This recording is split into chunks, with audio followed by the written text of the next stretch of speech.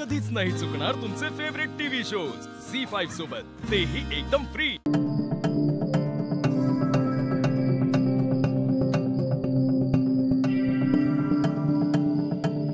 Priya madam, तुम्ही इथं यायला इथं काय करताय? असं जाऊदे पारू, प्रीतम सर कसे आहेत? त्यांना खूप वाईट वाटलं असेल ना। एक तर मी एवढा तडकाफडकी इथून निघून गेले, तर प्रीतम सर दारू पिऊन ऑफिस मध्ये काही झालंय का? मी प्रीतम किर्लोस्कर आहे, उघडा। प्रीतम?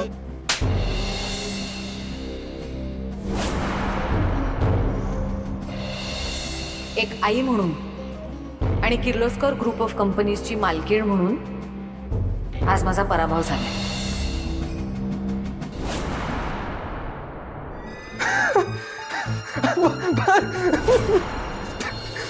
मॅडम, तुम्ही खरंच आलात?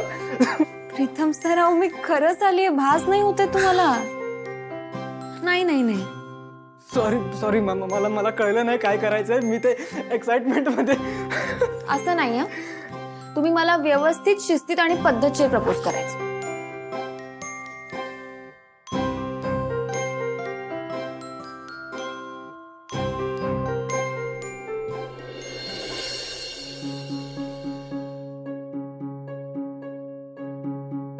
प्रिया मॅडम,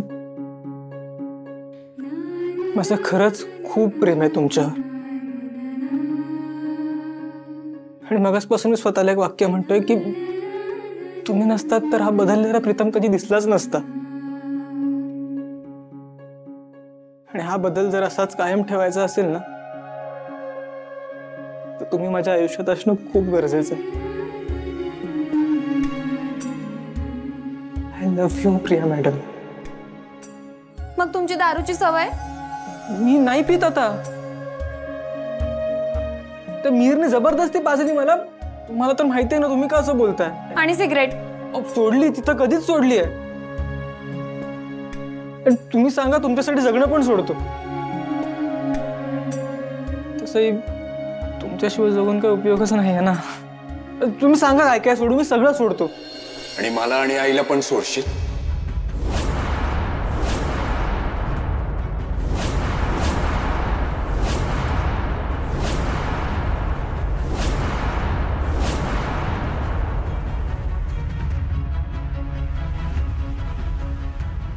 सर, मला अंदाज होताच, काहीतरी गडबड आहे। वॉचमन उगाच आरडाओरडा करणार नाही।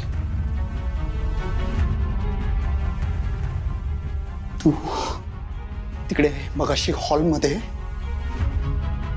माझ्या लक्षात आलं होतं तू खोटं बोलतेस माझ्याशी। तू या प्रियाला चोरून घरात घेऊन आलीस, तिला आईने कामावरनं काढून टाकलं हे माहिती असताना सुद्धा कोण आहेस तू? दादा थांबा प्रीतम सर, जे काय बी खरं ना ते सांगून टाका, अजून लपंडाव नको।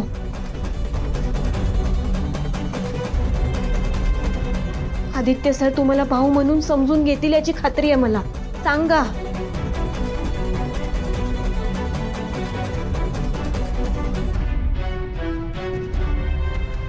दादा,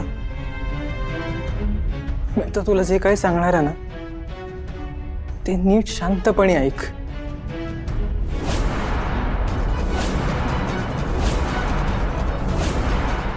ओके? दादा, मी आजपर्यंत ना वाटेल ते मागितलं तुझ्याकडे, आणि तू दिलंच पण मला। बऱ्याचदा माझ्या चुका पोटाशी घातल्यास, माझ्या चुकांचा खापर स्वतःवर फोडलास, आई समोर खोटा ठरलास। नेहमी प्रोटेक्ट केलंस यार तुम्हाला, आणि I appreciate it, I really do. आज अजून एक गोष्ट मागतोय, देशील? मला माझं प्रेम मिळवून दे दादा। मला प्रिया मॅडम सोबत लग्न करायचं,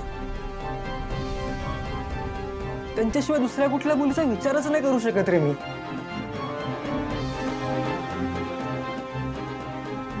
सॉरी आदित्य सर, सगळ्या गोष्टी तुमच्या समोर अशा प्रकारे येतील असं वाटलं नव्हतं मला. पण प्रेम कधी वेळ काळ बघून होत नाही ना. माझं पण खरंच खूप प्रेम आहे हो प्रीतम सरांवर. असं नाहीये की आम्ही दोघं एकमेकांशिवाय जगू शकत नाही. जगू शकतो, पण मग त्या जगण्याला काहीच अर्थ नसेल.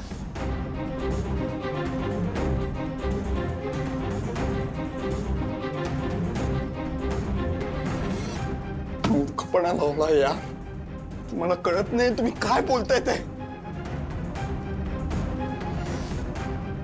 अरे आयुष्यात पहिल्यांदा विचार करून निर्णय घेतलाय मी.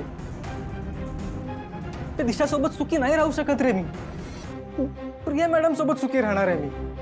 इतका मोठा निर्णय तू सहजासहजी कसा घेऊ शकतोस यार. प्रीतम सतत तू प्रेमात पडत आलायस. काल कोणीतरी वेगळी होती, परवा कोणीतरी वेगळी असेल, आज ही आहे प्रिया. दादा काय दादा काय दादा. लग्नाच्या मंडपातून तुला मी परत घेऊन आलोय घरी. आठवत आहे ना का विसरलास. मुलींच्या बाबतीत तू सिरियस नाहीयेस प्रीतम. प्लीज बंद कर हा खेळ. तुझ्या वागण्याचा आम्हाला खूप त्रास होत आलाय यार.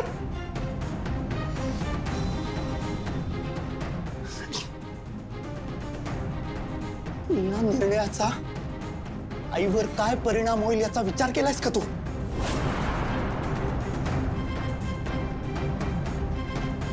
दिशाला तुझ्यासाठी आईने निवडलंय. तू आईच्या निर्णयाच्या विरोधात जाणार आहेस. एवढी हिंमत तुझी. Aditya sir, sir Pritam sir आता बदलले आहेत. तुम्ही फक्त एकदा विश्वास ठेवा ना त्यांच्यावर. तू गप्प बस. दादा तिला काय बोलू नकोस. ती माझ्या काळजीपोटी बोलते.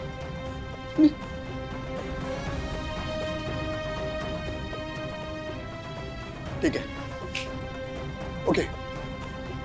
जर तुमचा डिसिजन झालाय ना, मग आता तुझ्याकडे दोनच ऑप्शन आहेत. आत्ताच्या आता हिला घे आणि घरातून बाहेर हो. परत कधी तुझं तोंडही दाखवू नकोस आम्हाला. नाही तर हिला घरातून बाहेर जायला सांग. ठरल्याप्रमाणे दिशासोबत लग्नासाठी तयार हो. आदित्य सर. अरे नाही, आता तू काही बोलायचं नाहीस. हा दोन भावांच्या मधला विषय.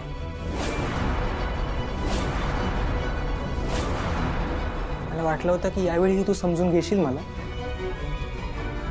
पण ठीक आहे. होऊ दे तुझ्या मनासारखं.